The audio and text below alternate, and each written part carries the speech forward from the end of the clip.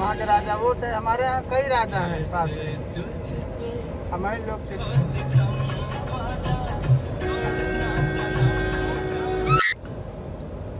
साथियों नमस्कार, मैं अच्छेलाल सरोज जनजागरण यूट्यूब चैनल से। साथियों आज हम लोग जो है जा रहे हैं महाराजा डालदेव पासी के किले पर भ्रमण करने और वहां से जानकारी उपलब्ध करने जा रहे हैं। और यह डालदेव किला जो है रायबरेली मुख्यालय से 30-35 किलोमीटर दूर जो महाराजा डालदेव के नाम से डलमऊ पड़ा है। डलमऊ रायबरेली ज़िले की एक तहसील है, वहाँ पे हम लोग जा रहे हैं। इस समय हमारे साथ बहुत सारे लोग हैं, जिसमें रायबरेली के हृदय सम्राट संजय कुमार पासी जी हैं और कुंडा से गुट्टन राज पासी जी हैं, इलाहाबाद से मदन सरोज जी हैं, राष्ट्रीय पासी सेना जिला अध्यक्ष देशराज पासी जी हमारे साथ हैं। तो चल के देखते हैं कि महाराजा डलदेव पासी का किला किस तरीके से है और वहाँ पे क्या क्या जानकारी उपलब्ध होती है। हम लोग वहाँ चल के दिखाते हैं।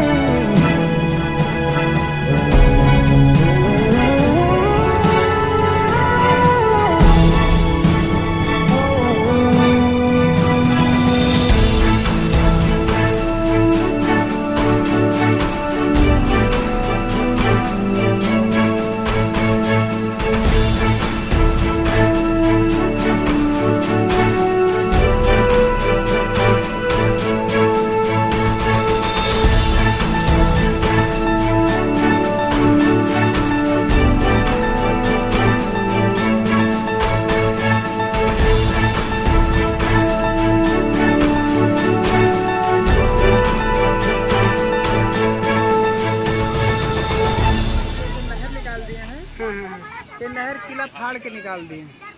किला जो वो रोड दिख रही है, हाँ, वहाँ तक उस रोड पर हम लोग थे, वहाँ तक ये सब किले की ही जमीन थी।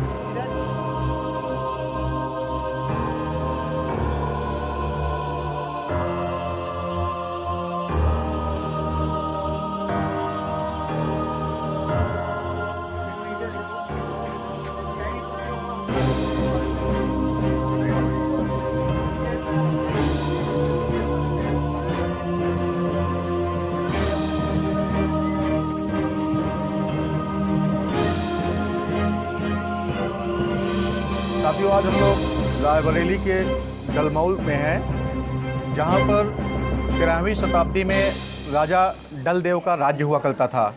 ये इस समय हम लोग राजा डलदेव जी के किले पर हैं, जहां पे अब खंडहर अवशेष मात्र बचा हुआ है और ज़्यादातर विभाग यहाँ पे ज़मीनें गांव के लोग अतिक्रमण कर लिए हैं या फिर सिंचाई विभाग के कब्जे में है। और जो भी कुछ खंडहर बचा हुआ है, जैसे कि इस समय देख रहे हैं, किले का ही एक हिस्सा है और नीचे सुरंग है एक बड़ी सी, बाकी जगह जगह टूटे फूटे खंडहर बचे हैं। और कहा जाता है कि राजा डलदेव यहाँ पे 13वीं शताब्दी में यहाँ राज्य करते थे। तो 1321 ईस्वी में होली के दिन ये यहाँ पे अपना जश्न मना रहे थे सैनिकों के साथ और गांव नगर वासियों के साथ। तो उस समय जो जौनपुर का राजा था, मुग़ल राजा था, उसका नाम था शाह सरकी। उसने एकाएक धोखे से इनके राज्य पे हमला किया और उस समय जबकि पूरी प्रजा, पूरे सैनिक, राजा सहित खुशियाँ मना रहे थे, जश्न मना रहे थे और इनको भनक तक नहीं लगी कि यहाँ शाह सरकी जो है हमला किया है।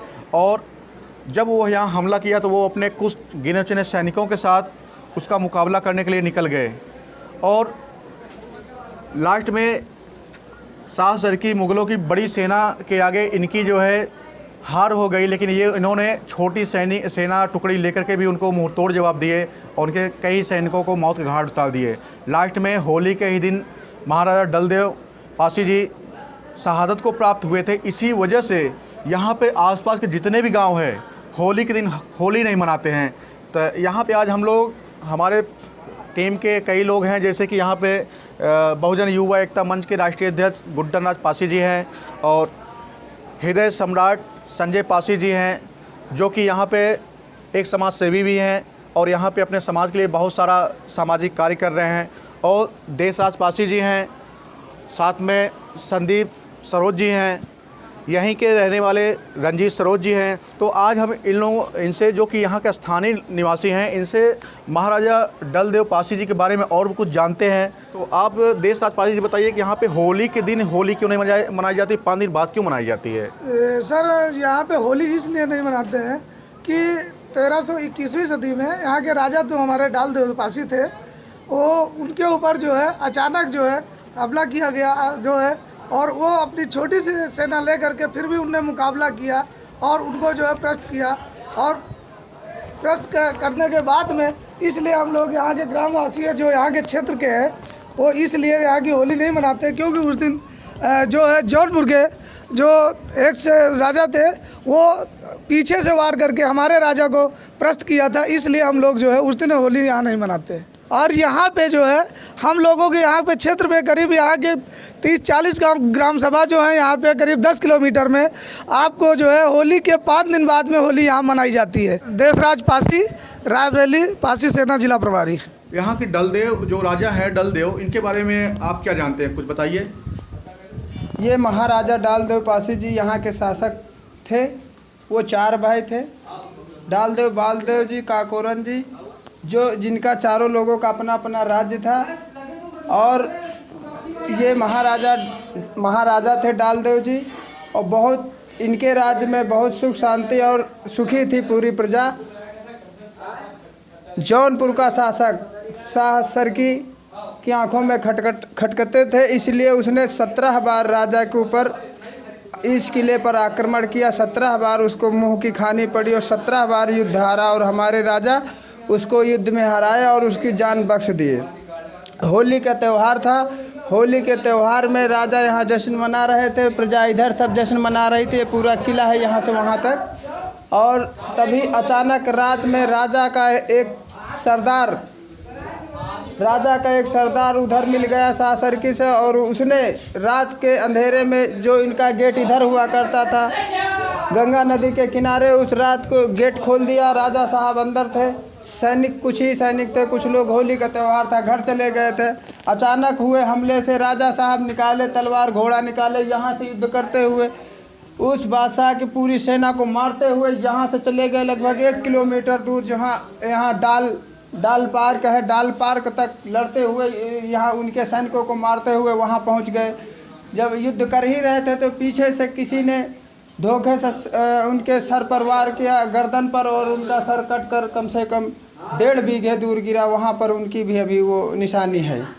हमारे महाराजा इतने बलशाली थे महाराजा डलदेव पासी जी की, उनका जब सर पीछे से कटा और 1.5 बीघे दूर सर गिरा जाकर, उसके बाद भी उनके दोनों हाथों से तलवारें चल रही थी और उनके सैनिकों के गर्दन सट कट रहे थे, जिससे कि उन सैनिकों में और उस शाह सरकी की सैनिकों में अफरा तफरी मच गई कि आदमी का सर नहीं है और वो युद्ध कर रहा है। ऐसे हमारे बलशाली महाराजा थे, उनको हम नमन करते हैं। और उनकी मारने के बाद राजा साहब की रानियों के ऊपर उस बादशाह ने नज़र डाली, तो हमारे राजा साहब की 2 रानियाँ थी। दोनों रानियों ने कहा कि हम इस मुग़ल शासक को हम अपनी इज्जत नहीं देंगे। यहीं से गंगा नदी फुल थी, यहीं से छलांग लगा दी गंगा नदी में। दोनों रानियाँ गंगा नदी में अपनी जान दे दी, लेकिन जिंदा उस जौनपुर के शासक के हाथ नहीं आई। उसके बाद वो शासक 27 ऊँटों से महाराजा का यहाँ का खजाना लूटा। 27 ऊँटों से खजाना लूट कर हीरा मोती सोना चांदी जवाहरात लूटकर जौनपुर लेकर गए। ऐसे धनी और ऐसे पराक्रमी हमारे महाराजा डलदेव जी को हम नमन करते हैं। हमारा संजय कुमार पासी नाम है। मैं राष्ट्रीय पासी सेना का अध्यक्ष हूँ। पूर्व विधानसभा प्रत्याशी हरचंदपुर से रह चुका हूँ।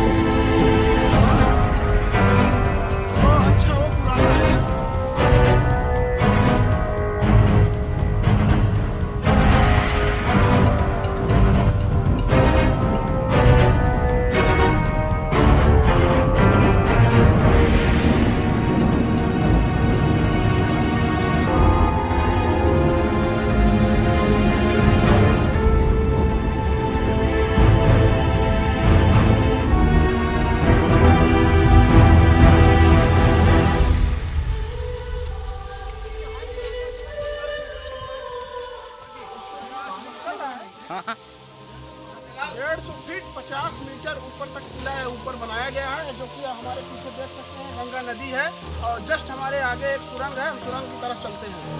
साथियों, ये सुरंग है। हमारे पासी समाज के सैनिक जो है इस सुरंग में घुसने का प्रयास कर रहे हैं। देखते हैं कहाँ तक ये घुसते हैं। हृदय सम्राट संजय पासी भी इस सुरंग में घुसे हैं और हम लोग घुसते हैं, देखते हैं कहाँ तक यह सुरंग है। इस समय मदन भाई गए हैं सुरंग बहुत लंबी है और बहुत लंबी है। इस सुरंग में हम लोग फंस जा रहे हैं। वीडियो साथियों, हम लोग 50 भैया इस समय हम लोग जो है 50 मीटर अंदर तक घुस चुके हैं। बहुत डर लग रहा है। लाइट जला चुके हैं, यहाँ पे कुछ गैस भी निकल सकती है। मदन एक सेकेंड। मदन, ये बताओ इस समय कितनी दूरी तक आ चुके हैं सब? 50 मीटर अंदर आ चुके हैं किले के अंदर और यहाँ पे अब ऑक्सीजन की काफ़ी समस्या आ रही है। सांस लेने में काफ़ी दिक्कतें हो रही है और हम लोग भी और अंदर जाने की कोशिश करेंगे कि देखते हैं अभी सुरंग कहाँ तक है और उसके अंदर क्या चीज़ें हैं। चलिए अभी और प्रयास करते हैं। अगर जिस व्यक्ति को लगे कि अब हम आगे नहीं चल पा रहे हैं तो नहीं जाएगा। चलिए साथियों, यहाँ पे देखो कोई जानवर रहता है, यहाँ पे कोई जानवर रहता है।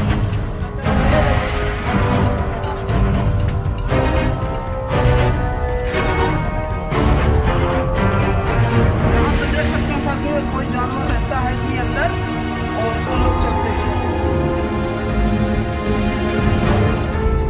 साथियों, हमारे साथी जितने हैं पासी समाज के सैनिक इस सुरंग में घुसने का प्रयास तो कर रहे हैं लेकिन हाफ भी रहे हैं। और इस समय सबसे आगे जो है संजय पासी, जो रायबरेली की धरती से आए हुए हैं, यहाँ के स्थानीय निवासी हैं। और हमारे आगे देवप्रयाग पासी जी हैं, देशराज पासी जी हैं, उसके आगे मदन सरोज जी हैं। हमारे पीछे जस्ट जो है संदीप पासी और रंजीत पासी भी हैं।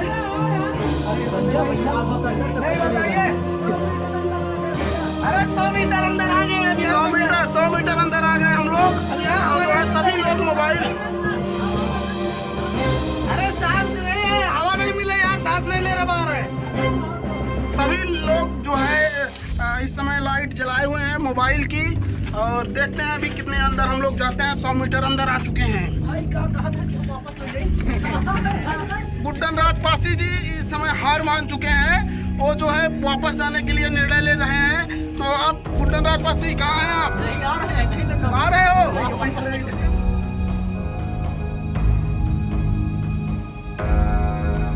उससे आगे मत जाइए आप संजय भैया जी।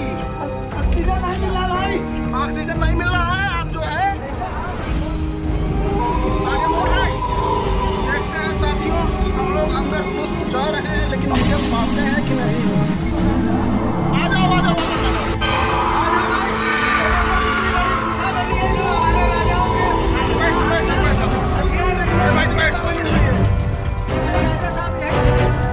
राजा साहब इससे नहीं घुसते थे, सैनिक घुसते थे।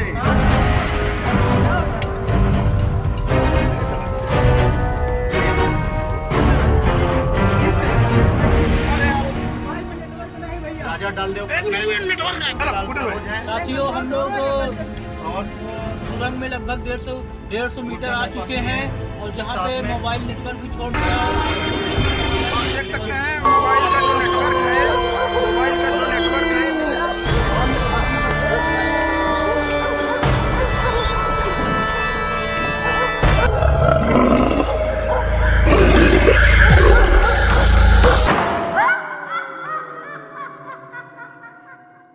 मदन कैसा लग रहा है गुफा में घुसकर? हम लोग 100 मीटर अंदर तक गुफा में गए थे और अंदर ऑक्सीजन की काफ़ी दिक्कतें हैं, सांस लेने में दिक्कतें होने लगी तो हम लोग वहाँ से वापस हो गए क्योंकि और आगे जाना खतरे से खाली नहीं था और अंदर अंधेरा भी था।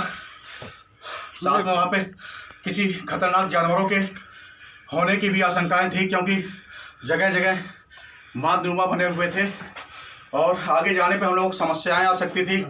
इसलिए हम सभी लोग 100 मीटर ज़्यादा गुफा के अंदर गए और गुफा का अंत नहीं दिख रहा था कि गुफा कितना बड़ा है, कितना लंबा है, जिसकी वजह से हम लोगों ने फैसला किया कि यहाँ से बाहर चले।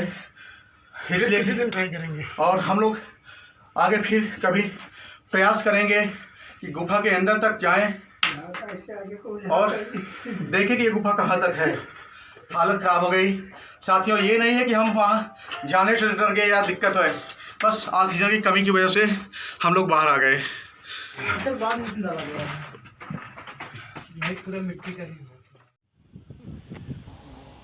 इस गुफा के अंदर जो है आप लोग कितनी दूर गए थे और कैसा लगा ये गुफा? सर इस गुफा के अंदर हम लगभग 150 मीटर के लगभग अंदर गए हम सारे लोग। और ये गुफा जो है हमारे महाराजा सुरक्षा की दृष्टि से बनवाया था।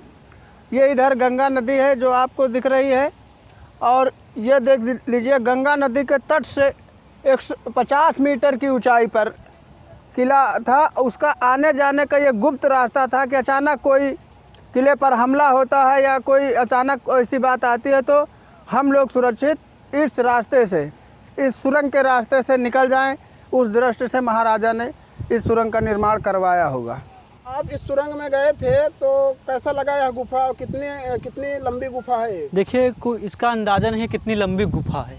हम लोग लगभग 150 मीटर अंदर जा पाए और वहाँ ऑक्सीजन की कमी हुई और मोबाइल में नेटवर्क भी छोड़ दिया, तो हम लोगों को मजबूरी में वापस आना पड़ा। लेकिन कोशिश करेंगे अगले दिन इससे ज़्यादा जाएं, पूरा भ्रमण करें। जितना महाराजा डालदेव पासी का राज्य था लगभग पूरे में भ्रमण किए, और यहाँ देखने को मिला कि महाराजा डालदेव पासी की कोई प्रतिमा नहीं है। मैं सरकार से मांग करता हूँ कि महाराजा डालदेव पासी के नाम से प्रतिमा लगाई जाए और सरकार इसकी संरक्षा करे। लोग इधर कब्जा कर रहे हैं गांव के लोग। मेरा नाम गुड्डा राज पासी, बहुजन एकता मंच राष्ट्रीय अध्यक्ष। महाराजा डालदेव पासी महाराजा डालदेव पासी महाराजा डालदेव पासी महाराजा डालदेव पासी।